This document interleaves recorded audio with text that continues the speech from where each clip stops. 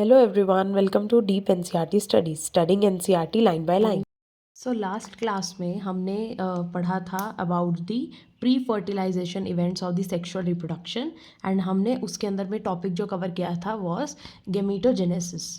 अब हमने उसमें क्या कुछ कवर करा था कि पेरेंट की जो प्लांट बॉडी होती है वो हैप्लॉइड होती है, डिप्लॉइड होती है, हमने वो देखा था। हमने मोनोशियस डायोशियस प्लांट्स के बारे में पढ़ा था, हमने टाइप्स ऑफ गेमीट्स के बारे में पढ़ा था। मैं आपको एक बार ओवरव्यू फिर से दिखा रही हूँ, हमने ये सब ऑलरेडी कवर किया था, राइट।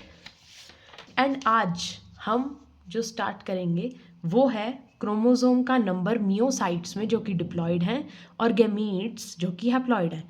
तो ये टेबल हमारा रह गया था जो कि आपके एनसीईआरटी बुक में दे रखा है, ये वाला। इसके लिए मैंने आपको बोला था कि मैं आपके साथ एक ट्रिक शेयर करूंगी एंड तब हम इसके क्रोमोसोम नंबर और मियोसाइट गैमीट्स और मियोसाइट दोनों के नंबर हम याद करेंगे, ठीक है। मियोसाइट में कैसा है और क्या है, मतलब, ठीक है, हमने ये सब याद करने हैं आज। Okay, so let's start. तो यहाँ पे जो जनरली पूछे जाते हैं और जो हमारे लिए इम्पोर्टेंट है, मैंने आपके लिए वो सब लिखे हैं, ठीक है। तो ये टेबल आप चाहें तो आप इसका स्क्रीनशॉट मार सकते हैं, स्क्रीनशॉट ले सकते हैं आप इसका, ठीक है। और ये जो नंबर है ना बेटा, ये हम मियोसाइट्स का ही याद करेंगे। ऑफ कोर्स हम दो दो क्यों याद करेंगे, एंड आप इसको जब क्या कहते हैं एन बना सकते हैं खुद से, 2n को n कर देंगे डिवाइडेड बाय 2 करके, ठीक है। जैसे human beings 46 divide by 2 is 23। तो ऐसे ही सिमिलरली 4, 6 ऐसे सबका आप गैमीट्स का नंबर आराम से मियोसाइट से डिस्कवर कर सकते हो, डिसाइड कर सकते हो बेसिकली।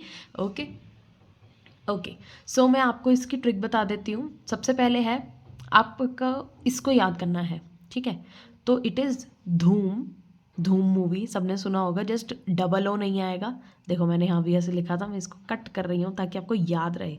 तो it is Dhoom, then is racer, racer, then Hindustan petroleum oil. तो ये है ट्रिक इसको याद करने की, धूम, रेसर, हिंदुस्तान पेट्रोलियम ऑयल। अब हम चलते हैं नंबर पे। कुछ आपको इनमें से याद रखने पड़ेंगे एंड कुछ जो नंबर हैं हम देखेंगे कि वो कैसे से होते हैं, ठीक है। ओके, देखो सबसे पहले आपको ड्रोसोफिला का याद रखना है विच इज़ 8। अब आपको राइस तक में 4 ऐड करना है, मतलब 8 + 4 12, 12 + 4 16, 16 + 4 20, 20 + 4 24। देन आप सिर्फ एप्पल के लिए इसमें 10 ऐड करोगे, 34 हो जाएगा। देन आप फिर से 4 ऐड करोगे till human beings, and last के 2 छोड़ने से पहले तक आप 4 ऐड करोगे, ऐसे भी कर सकते हो। देन आप इसमें 2 ऐड करोगे विच इज़ 48, और ये आप याद रखोगे, ठीक है। ये देखो मैंने यहाँ पर लिखा हुआ है कि कहाँ से कहाँ तक आपको क्या ऐड करना है। इस ट्रिक से आप एक बार ही याद करके देखना। अभी डिफ़िकल्ट लग रहा होगा पहली बार सुनने में, but it is really very easy. आपको ये ईजी लगेगा, ठीक है। तो आप इसको एक बार याद कर लेना, ओके। तो आपने ऐसे इसको याद करना है, इन सब के मियोसाइट्स के नंबर्स, ठीक है। अब हम बढ़ते हैं गेमीट ट्रांसफ़र वाले टॉपिक पे अपने। हमने गेमीटोजेनेसिस देख लिया था, टाइप्स वगैरह हमने सब देख लिया कि गेमीट कैसे बनता है, ठीक है। अब हम गेमीट ट्रांसफ़र पढ़ेंगे। After their formation male and female gametes must be physically brought together to facilitate fusion which is fertilization. Yes, अब हमने जब मेल एंड फीमेल गेमीट बना लिया, अब उनको फिजिकली एक साथ लाना पड़ेगा ताकि हम उनका फ्यूजन करवा सके, राइट। तो have you ever wondered how the gametes meet, तो इसी को वो एक्सप्लेन करेगा, ठीक है। In a majority of organisms, male gamete is motile and female gamete is stationary. Majority organisms में ये चीज़ फॉलो होती है दैट फीमेल गेमीट कैसे होता है, स्टेशनरी होता है, मेल गेमीट मोटाइल होता है।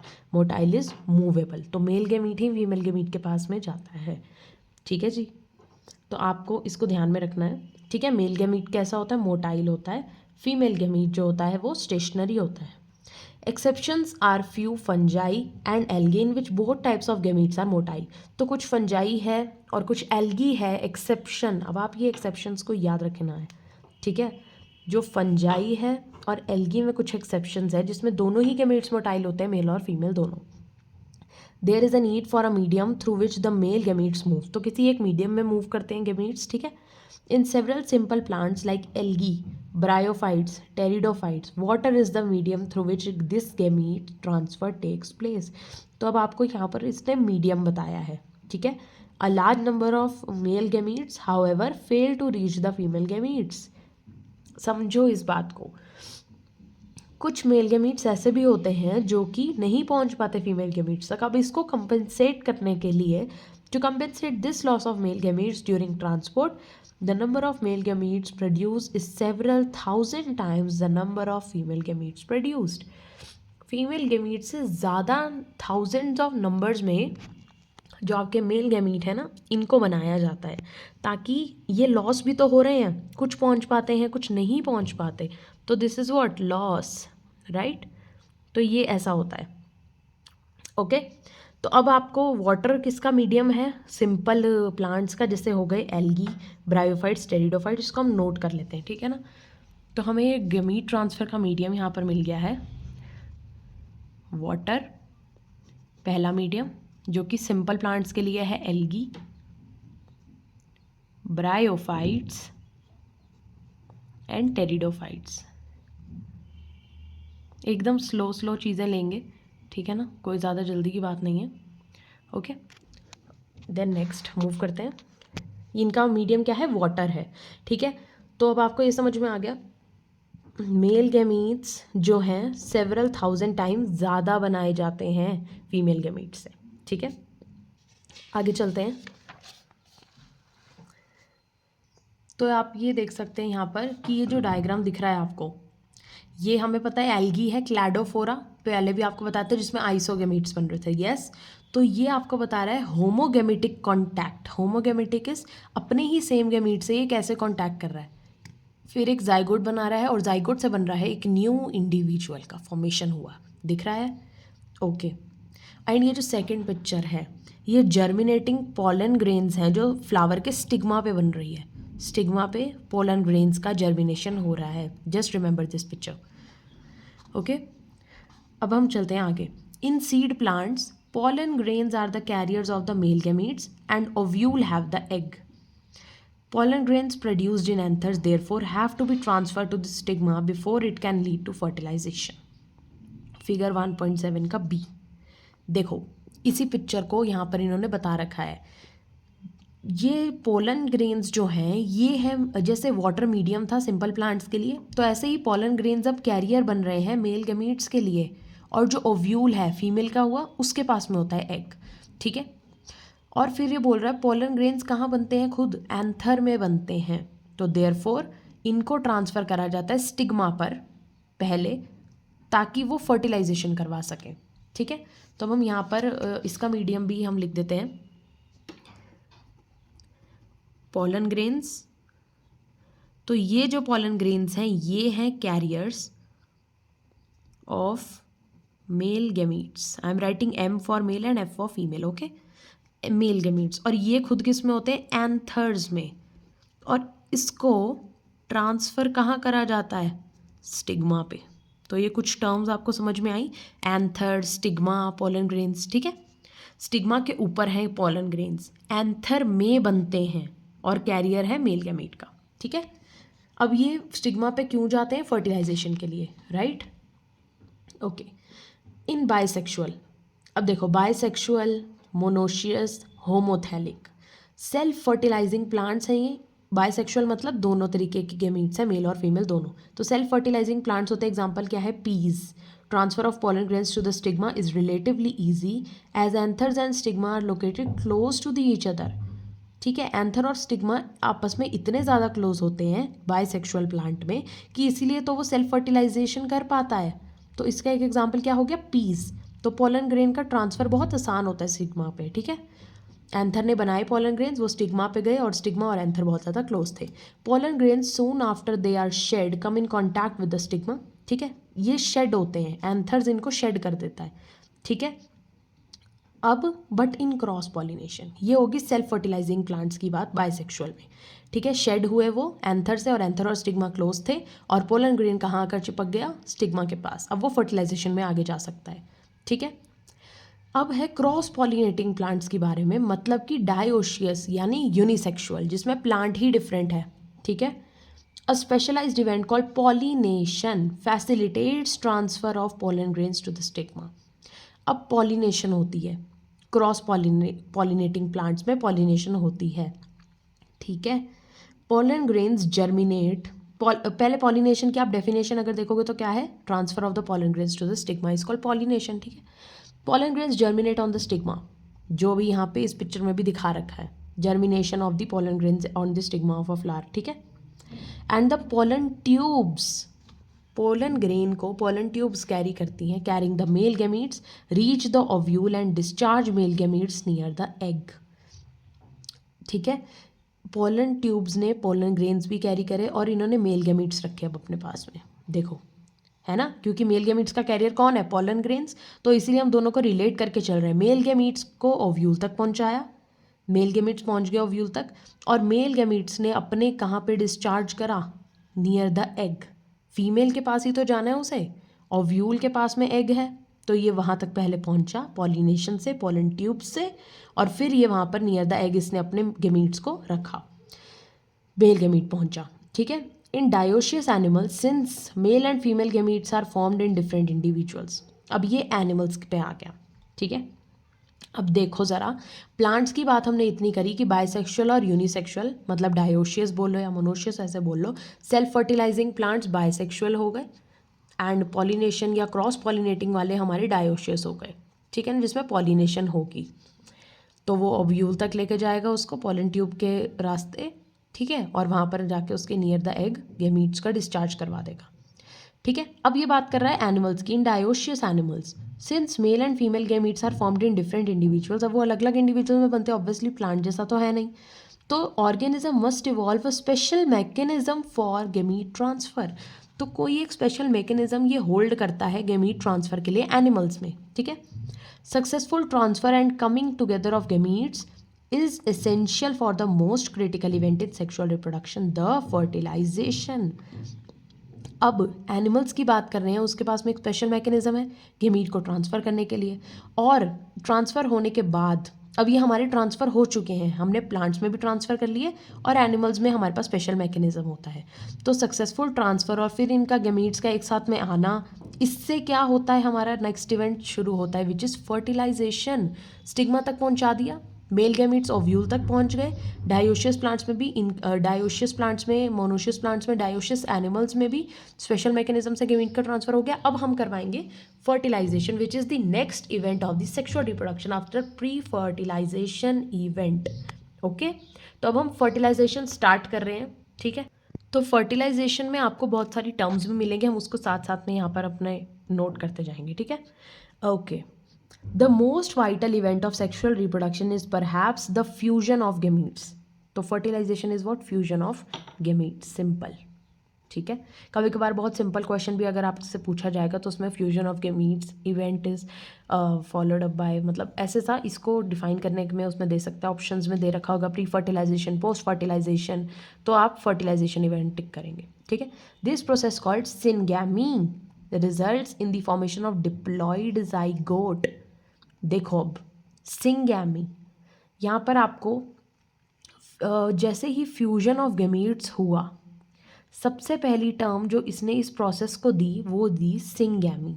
सिंगैमी का क्या मतलब है? फ्यूजन ऑफ गैमीट्स को ही सिंगैमी बोल रहा है, जिससे कि डिप्लॉयड जाइगोट बना, ठीक है। ये फर्टिलाइजेशन इवेंट है और इसके अंदर के प्रोसेसेस की बात होगी यहाँ पर, जो कि पहला है सिंगैमी। तो हम इसको सबसे पहले मार्क करके लिखते हैं सिनगैमी। बहुत बार पूछता है कि सिनगैमी क्या होता है, पूछा गया है प्रीवियस ईयर्स में। तो सिनगैमी जो होता है it is fusion of gametes, और ये आगे जाइगोट बनाता है, और जाइगोट कैसा होता है? Diploid in nature. हमेशा जाइगोट डिप्लॉयड होगा, कभी भी हैप्लॉयड ऐसे नहीं बनता, रेयर केसेस होते हैं या डिफरेंट एक्सेप्शंस होती हैं, ठीक है।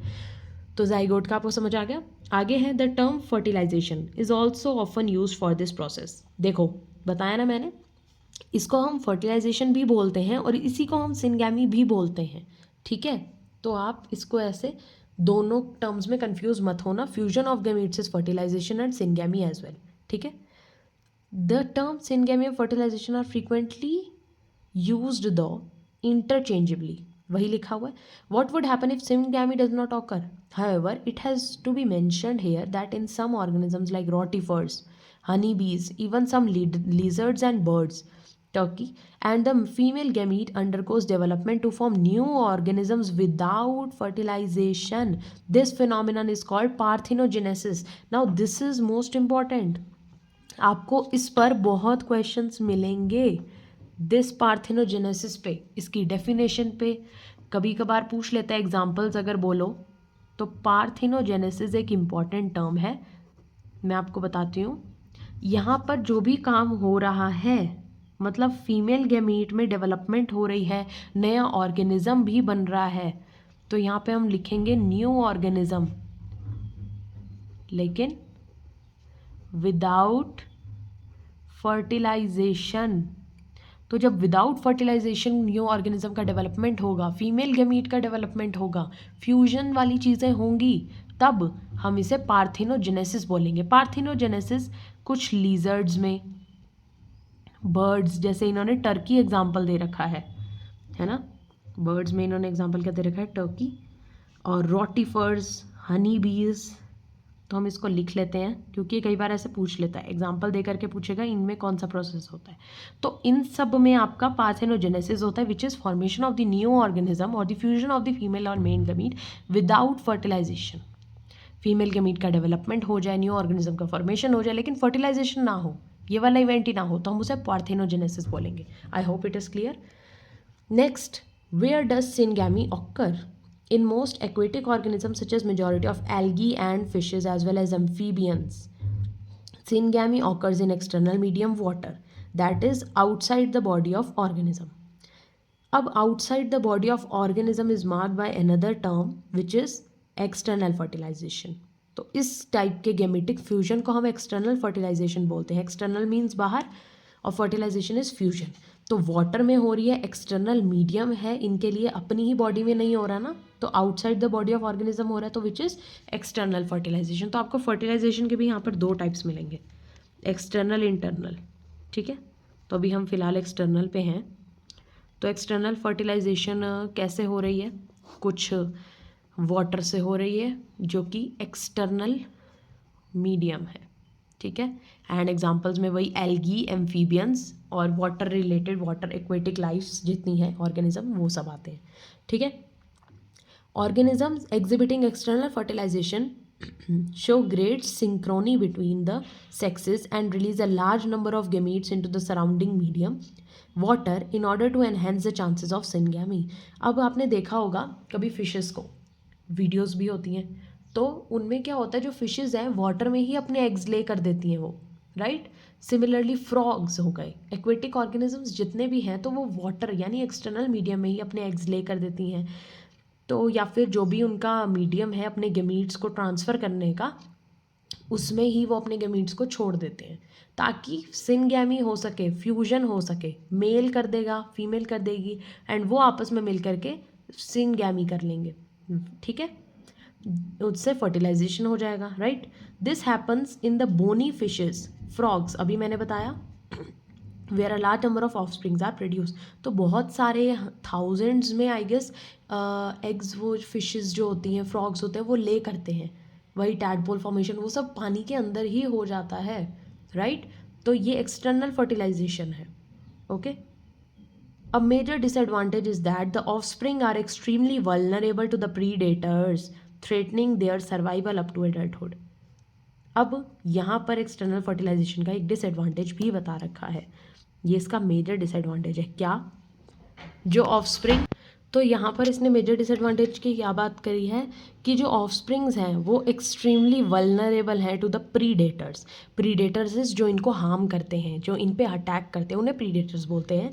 जो इनका सर्वाइवल को एडल्टहुड तक, मतलब इनको परेशान करते हैं, थ्रेटन इनको करते हैं। तो ये इसका मेजर डिसएडवांटेज है, क्योंकि कई बार इनके एग सर्वाइव ही नहीं कर पाएंगे, या फिर ये खुद ही ऑर्गेनिजम्स नहीं सर्वाइव कर पाते। ठीक है, तो ये एक्सटर्नल फर्टिलाइजेशन का मेजर डिसएडवांटेज है। ओके, अब हम आगे इसका अलग टाइप पढ़ेंगे जो कि है internal fertilisation. Now we are moving forward with next. In many terrestrial organisms belonging to fungi, higher animals such as reptiles, birds, mammals, and in majority of plants, bryophytes, pteridophytes, gymnosperms, angiosperms, syngamy occurs inside the body of the organism, hence इस process को क्या बोलते हैं? Internal fertilisation. देख रहे हो, मैंने अभी आपको बताया था कि एक्सटर्नल इंटरनल दो टाइप की फर्टिलाइजेशन होती है। जो आपका एक्सटर्नल वाली है वो मैंने आपको बता दी, एक्सटर्नल वाली एक्सटर्नल मीडियम वाटर में हो रही है, और ये एम्फीबियंस या एक्वेटिक, हम इसमें बेसिकली हम एक टर्म इसमें असाइन कर देते हैं, एक्वेटिक लाइफ फॉर्म्स या एक्वेटिक ऑर्गेनिजम्स में हैपन या अकर होती है। नेक्स्ट आया है हमारे पास में इंटरनल फर्टिलाइजेशन। ठीक है, इंटरनल फर्टिलाइजेशन, इंटरनल फर्टिलाइजेशन मतलब जो इनसाइड द बॉडी होती है, जिसको कोई मीडियम नहीं चाहिए आउटसाइड का, इनसाइड अपने बॉडी के मैकेनिज्म से होती है। तो यहाँ पे आएंगे आपके terrestrial, then mammals, then animals, higher animals, gymnosperm, angiosperm, bryophytes, pteridophytes, मैं जस्ट शॉर्ट में ही लिख रही हूँ। ठीक है, तो ये सब रेप्टाइल्स, बर्ड्स जितने भी हैं बाकी बचे, वो इंटरनल फर्टिलाइजेशन से फर्टिलाइजेशन का प्रोसेस एकम्प्लिश करते हैं। Now in all these organisms egg is formed inside the female body, female body के अंदर में एग बनता है। ठीक है, तो आप इसको मैमल्स वाले रिप्रोडक्शन से रिलेट कर सकते हो तो ईजी रहेगा। फीमेल बॉडी के अंदर ही एग फॉर्मेशन होता है, right, where they fuse with the male gamete, जहाँ पे ये मेल गैमीट के साथ में फ्यूज करते हैं। इनसाइड द फीमेल बॉडी हो रहा है यहाँ पे सब कुछ। ठीक है, in organisms exhibiting internal fertilisation the male gamete is motile. Motile ये वर्ड यहाँ पर आया कैसे? क्योंकि मेल गैमीट आएगा फीमेल गैमीट के पास और उसे has to reach the egg in order to fuse with it. ये हम इसको रिप्रोडक्शन से बहुत आसानी से रिलेट कर सकते हैं। दैट फेलोपियन ट्यूब में जैसे मैमल्स में स्पर्म जो है वो फ्यूजन के लिए आता है ओवरी के एग्स के पास में, ताकि वो उसे फ्यूज कर सके, राइट। तो वही है इंटरनल फर्टिलाइजेशन। तो मेल गैमीट मोटाइल है, वो आ रहा है और एग तक पहुंचता है in order to fuse with it and hence cause the fertilisation event. In these even though the number of sperms produces very large. देखो जैसे हमने, क्योंकि क्या बोला कि लॉस होता है, हमने अभी पीछे पढ़ा था कि मेल गैमीट मोटाइल है लेकिन कुछ पहुंच पाते हैं कुछ नहीं पहुंच पाते, तो इसीलिए बहुत लार्ज नंबर में मेल गैमीट का फॉर्मेशन किया जाता है which is sperms produce in large numbers then the ovary से जो एग्स निकल रहे हैं उससे। ठीक है, there is a significant reduction in the number of eggs produce. तो सिग्निफिकेंट रिडक्शन होता है नंबर ऑफ एग्स में। ठीक है, in seed plants however the non-motile male gametes are carried to the female gametes by pollen tubes। अब देखो seed plants के बारे में भी बता रहा है ये कुछ। अब ये देखो, मैंने आपको बोला था ना कुछ नॉन मोटाइल भी होते हैं, तो अभी ये कैसे जाते हैं, इनको पोलन ट्यूब लेकर जाती है। ठीक है, तो ये एक एज एक्सेप्शन आप इसको बोल लो, सीड प्लांट्स। सीड प्लांट्स के जो मेल गैमीट हैं वो है नॉन मोटाइल मेल गैमीट्स। ये जो नॉन मोटाइल मेल गैमीट्स हैं इनको पोलन ट्यूब की ज़रूरत पड़ती है और पोलन ट्यूब इनको फीमेल गैमीट्स तक लेकर के जाती है। ठीक है जी, ओके, क्योंकि नॉन मोटाइल है खुद से नहीं चल सकते। तो यहाँ पर ये फर्टिलाइजेशन का ख़त्म होता है। फर्टिलाइजेशन में हमने पढ़ा कि कौन सी टर्म्स इसको असाइन करके क्या करती हैं। पार्थिनोजेनेसिस मिली हमें, फर्टिलाइजेशन के टाइप्स, प्लांट्स में कैसे होता है, एनिमल्स में कैसे होता है, कौन से प्लांट्स कैसे करते हैं, कौन से एनिमल्स कैसे फर्टिलाइजेशन करते हैं, ये सब हमने इसमें देखा। Now will move to the third which is the last event of sexual reproduction, post fertilisation. हमने प्री फर्टिलाइजेशन पढ़ी थी जिसमें हमने गैमीट बनाया और गैमीट का ट्रांसफ़र करा। हमने फर्टिलाइजेशन पढ़ा कि जिसमें अब हमने वो गैमीट को क्या बोलते हैं फ्यूजन के लिए भेज दिया फीमेल के साथ में मेल को और उनका फ्यूजन करवाया। अब है पोस्ट फर्टिलाइजेशन इवेंट कि फर्टिलाइजेशन के बाद अब क्या होगा। हमने ये देखा कि जब सिनगैमी हो गई, जब फर्टिलाइजेशन हो गया तो उसके बाद उसने क्या बनाया था, zygote. Yes we know that, and zygote is diploid in nature. तो वही है कि अब जाइगोट बनेगा और फिर एम्ब्रियोजेनेसिस होगी। एम्ब्रियोजेनेसिस मतलब जाइगोट के बाद में बेटा एम्ब्रियो बनता है। तो हमेशा ये दो आपको इन सब के अंदर में ना इवेंट्स इसके अंदर मिलेंगे। तो ये जाइगोट का बनना और एम्ब्रियो का बनना ये ही आता है पोस्ट फर्टिलाइजेशन इवेंट्स में। तो हम इसको स्टार्ट करते हैं। ठीक है, okay. Formation of the diploid zygote is universal in all sexually producing organisms, right. बनेगा ही बनेगा zygote. In organisms with external fertilization, zygote is formed in external medium, usually water, whereas in those exhibiting internal fertilization, zygote is formed inside the body of organism. तो ये भी again external internal fertilisation पे depend कर रहा है. कैसे? External में water में बनेगा, जैसे जो एक्सटर्नल मीडियम है, और इंटरनल फर्टिलाइजेशन वाले ऑर्गेनिजम्स में बॉडी में ही बन जाएगा zygote. Fine, okay. Further development of the zygote depends on the type of life cycle the organism has and the environment it is exposed to. अब देखो, zygote की डेवलपमेंट अब करवानी है हमने, तो ये किस पर डिपेंड कर रहा है? जो भी लाइफ साइकिल एक ऑर्गेनिज्म के अंदर में चलती होगी उस पर, जो भी एनवायरनमेंट पे वो एक्सपोज होगा उस पर, क्योंकि एनवायरमेंटल फैक्टर्स इसको कहीं ना कहीं स्टिमुलेट करेंगे. ठीक है, तो लाइफ साइकिल और एनवायरनमेंट पे ये डिपेंड करता है इसका development. In organisms belonging to fungi and algae, zygote develops a thick wall and that is resistant to the desiccation and damage. Desiccation again is टूटना, damage is breakage. ठीक है, तो ऑर्गेनिजम्स जो कि फंजाई, एल्गी, अब देख रहे हो आप, इनके बीच में हमने ना 11th में पढ़ा था कि इनमें वो रिलेशन होता है एक सिम्बायोटिक टाइप ऑफ, राइट. तो ये एक साथ में ही रहते हैं, तो आपको कभी भी कंफ्यूज नहीं होना है, फंजाई एल्गी साथ साथ.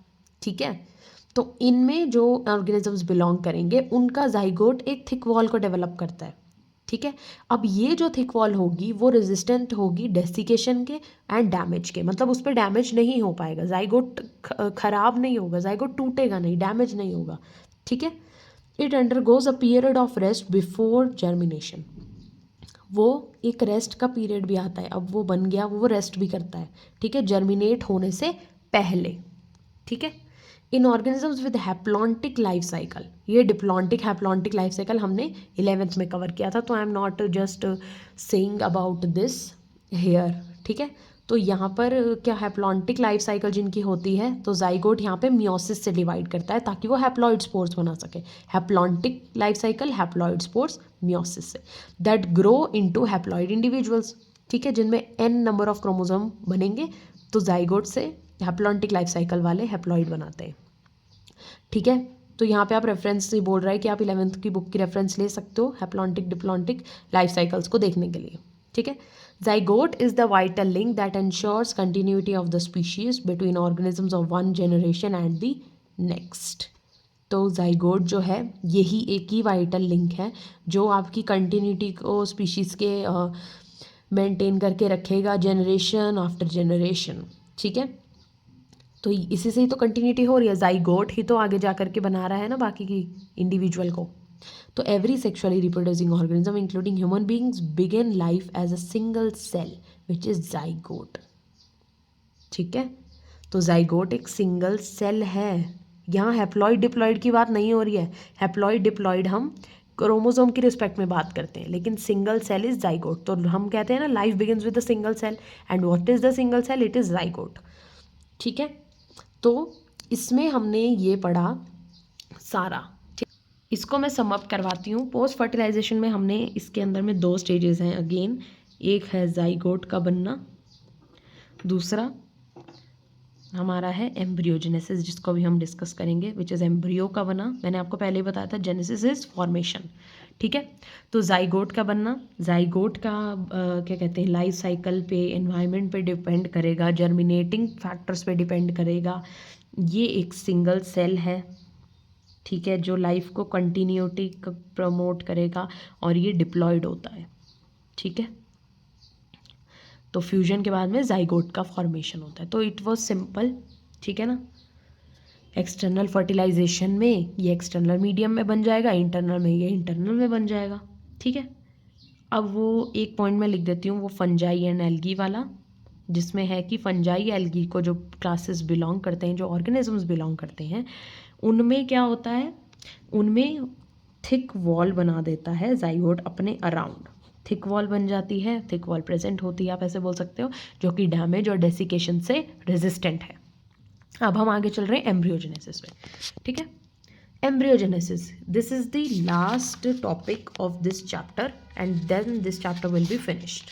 Okay, embryogenesis. Embryogenesis refers to the process of development of embryo from the zygote. Zygote के बाद में क्या बनेगा? एम्ब्रियो बनेगा. ठीक है, during embryogenesis zygote undergoes cell division. अच्छा, इसमें मैं एक और पॉइंट यहाँ पर वो करना चाहूँगी कि हैप्लॉइड स्पोर्स जो होते हैं वो आपके एक बनते हैं ना, एक हमने वो लिखा तो हम इसको लिख देते हैं, हैप्लॉइड स्पोर्स का भी फॉर्मेशन करता है जिससे हैप्लॉइड इंडिविजुअल्स बनते हैं। एक ये हो गया, सॉरी आई फॉरगॉट।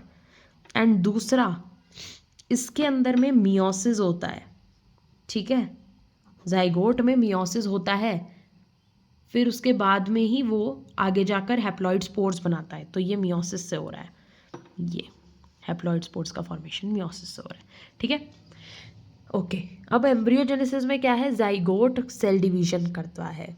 ये जो सेल डिवीजन है, सेल डिफरेंशिएशन है, ये दो प्रोसेस को फॉलो करता है। एम्ब्रियोजेनेसिस में उठाएंगे जाइगोट को ही, ठीक है, जाइगोट ने क्या फॉलो करा, सेल डिवीजन और डिफरेंशिएशन, ये दोनों। सेल डिवीजन उसने माइटोसिस से करा, ये प्रोसेस आपसे पूछ सकता है, हो सकता है उसने मियोसिस लिखा हो एजर्शन में, या हो सकता है वो आपको स्टेटमेंट 1 में दे दे कि मियोसिस से होता है, तो वो गलत हो जाएगी स्टेटमेंट, है ना। तो ये स्टेटमेंट बेस्ड क्वेश्चन में ऐसी चीज़ें पूछ लेता है। तो सेल डिवीजन एम्ब्रियोजेनेसिस में माइटोसिस से जो जाइगोट अंडरगो करेगा, एंड सेल डिफरेंशिएशन, ये दो प्रोसेसेस होते हैं एम्ब्रियो को बनाने के लिए। While cell division increases the number of cells in the developing embryo, cell differentiation helps groups of cell to undergo certain modifications to form specialized tissue and organ to form an organism. अब देखो, cell division हुई तो उसने number of sales बना दिए, cell divide होकर उसने number of sales को इंक्रीज करा, इंक्रीज नंबर ऑफ सेल्स। वहीं सेल डिफरेंशिएशन ने क्या करा, सर्टेन मॉडिफिकेशंस करी सेल्स के ग्रुप में, ग्रुप ऑफ सेल्स में मॉडिफिकेशन करके इनको क्या बना दिया, स्पेशलाइज्ड टिश्यू में बना दिया, ऑर्गन्स बना दिए एक ऑर्गेनिज्म में, ठीक है। तो ऐसे बनती हैं embryo.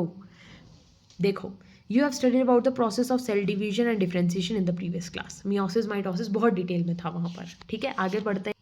Animals are categorized into oviparous and viviparous based on whether the development of zygote takes place outside the body or the female parent or inside. That is whether they lay fertilized या unfertilized eggs or give birth to the young ones. तो अब है animals की बात, हमने बहुत सारी plants की बात कर ली, अब हम एनिमल्स पे जा रहे हैं, ठीक है। प्लांट्स की आगे आएगी, पहले अब हम एनिमल्स की बात कर रहे हैं यहाँ पर। एनिमल्स को यहाँ पर दो कैटेगरी में बांटा गया है। एनिमल्स अगेन एम्ब्रियोजेनेसिस में ही है ये इंक्लूडेड, ठीक है। मैंने इसको यहाँ पर लिख देती हूँ ऐसे, ठीक है एम्ब्रियोजेनेसिस का ही पार्ट। ओके, तो एनिमल्स को ये बोल रहा है कि दो कैटेगरीज में है, ओविपेरस एंड विविपेरस। यहाँ से क्वेश्चन बनता है जनरली, ठीक है, तो ये आप ध्यान में रखना इसको, ठीक है। तो एनिमल्स ओविपेरस एंड विविपेरस दो टाइप्स के इसने बताए हैं। क्या किस पे बेस कर रहे हैं, कि जो उनका डेवलपमेंट है जाइगोट का, उस पे बेस कर रहे हैं कि या तो वो आउटसाइड द बॉडी कर रहे हैं काम, जाइगोट फॉर्मेशन, या इनसाइड हो रहा है, या फिर वो एग्स ले कर रहे हैं, या फिर वो सीधा यंग वंस बना रहे हैं। तो इन सब पे डिपेंड करता है ये कैटेगरी कैसे करी, ठीक है। In oviparous animals like reptiles and birds, the fertilized eggs covered by hard calcareous shell are laid in the safe place in the environment. After a period of incubation, young ones hatch out. देखो, on the other hand, in viviparous animals, majority of mammals including human beings, the zygote develops into young ones inside the body of the female organism.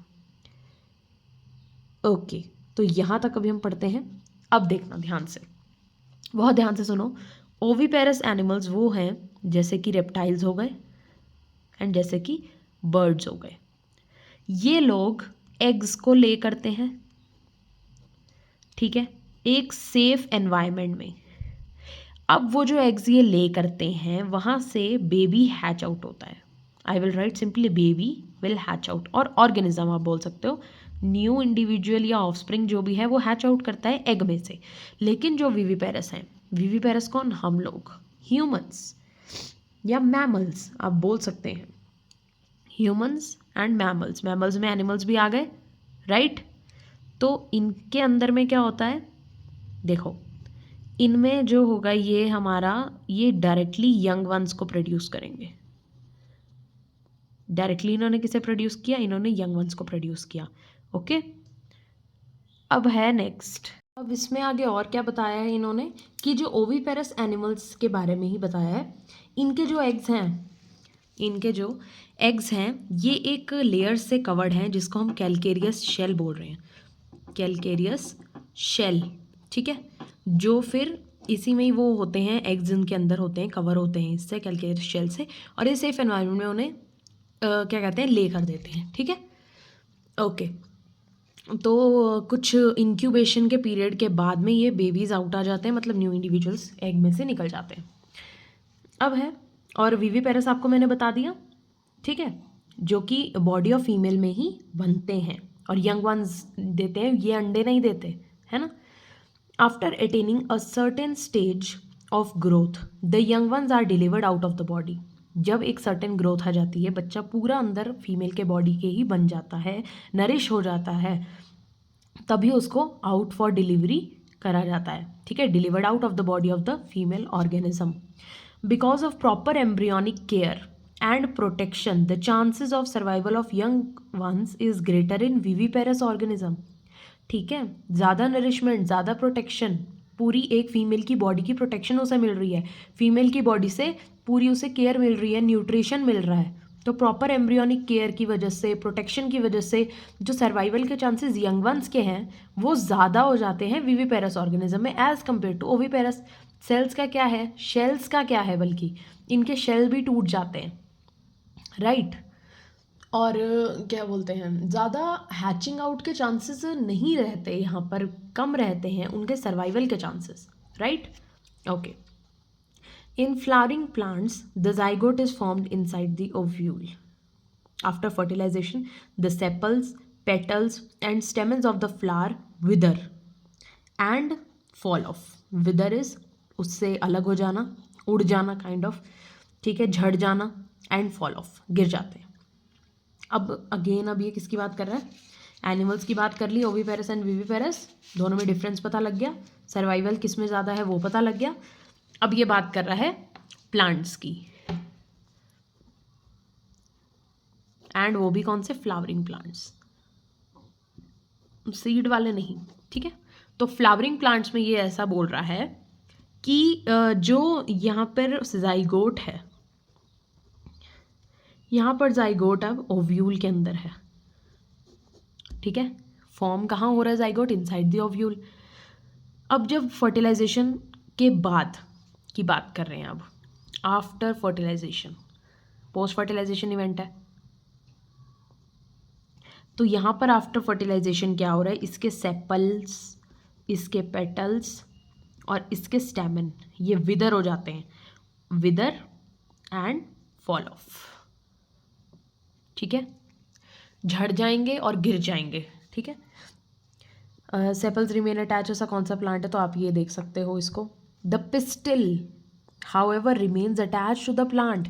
ये stamen mail था ना, female कौन थी, pistil थी, तो pistil जो है वो रिमेन रह जाता है, remain attach to the plant, वो नहीं टूट कर गिरता, ठीक है। The zygote develops in the embryo, zygote embryo में डेवलप हो गया, ठीक है, and ovules develop into seed. अब सुनना ये चीज़, ज़ाइगोट किस में डेवलप हो रहा है, एम्ब्रियो में, सुनो इसको ध्यान से, zygote develops into embryo, zygote से एम्ब्रियो बन गया, एम्ब्रियोजेनेसिस वही है, and ovules develop into seed, ovary develops into fruit which develops a thick wall pericarp that is protective in function, and after dispersal seed germinate under favorable conditions to produce new plants। तो यहाँ पर क्या है, जो आपका zygote है, देखो 3 points मैं आपको बता रही हूँ। अब zygote will develop into embryo, ovule will develop into seed, and ovary will develop into fruit, ठीक है।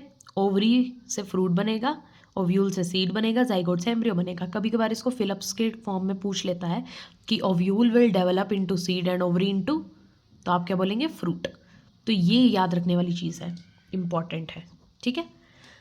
अब ये आगे बोल रहा है कि जो फ्रूट है, ये फ्रूट अपने अराउंड एक लेयर डेवलप कर लेता है जिसको हम पेरिकार्प बोलते हैं। पेरिकार्प का क्या फंक्शन है, प्रोटेक्शन देती है फ्रूट को, प्रोटेक्शन के लिए है, ठीक है। थिक वॉल है ये, आउटसाइड दी फ्रूट फॉर्मेशन हो जाती है और ये प्रोटेक्शन देती है, ठीक है। और आफ्टर अब डिस्पर्जल हो जाएगा, सब कुछ हो जाएगा, इस सब के बाद में क्या होगा, सीड जो है फेवरेबल कंडीशन देखकर जर्मिनेट कर जाएगा और न्यू प्लांट का प्रोडक्शन कर देगा, फॉर्मेशन कर देगा, ठीक है।